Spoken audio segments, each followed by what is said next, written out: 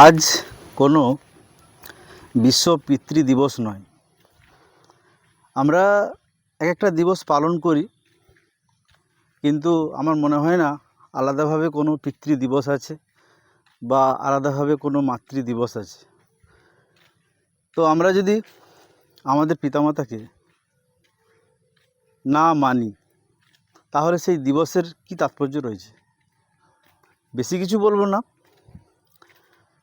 শুধু এটুকুই বলবো, মা সম্পর্কে বিভিন্ন জায়গায় বিভিন্ন কথা বলা হয়েছে। পিতার থেকে মাকে অনেক বড় বলা হয়েছে, কারণ মা আমাদের জন্ম দেন, পালন পোষণ করেন। তাই জননী জন্মভূমিশ্চ স্বর্গাদপি গরীয়সী, মাতাকে বড় বলা হয়েছে। কিন্তু আমরা অনেক সময় বুঝতে পারি না, বা আমাদেরকে বুঝতে দেওয়া হয় না যে আমাদের জীবনে পিতার গুরুত্ব কতটা।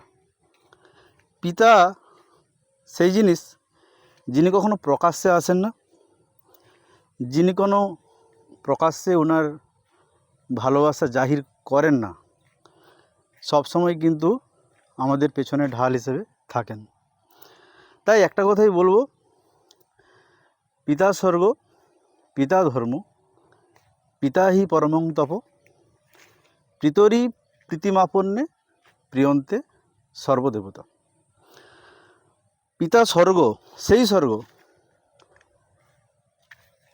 স্বর্গ যে স্বর্গে আমাদের যাওয়ার দরকার নেই, মন্দিরে যাওয়ার দরকার নেই, কোনো তীর্থে যাওয়ার দরকার নেই। যদি আমরা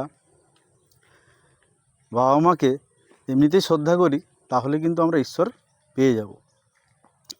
তাই এই শ্লোকটার খুব তাৎপর্য রয়েছে। তাই সময় থাকতে, পিতামাতা থাকতে ওনাদের মূল্য দিন, ওনাদের ভালোবাসুন, আর তীর্থে যাওয়ার প্রয়োজন পড়বে না। তো নমস্কার সবাইকে।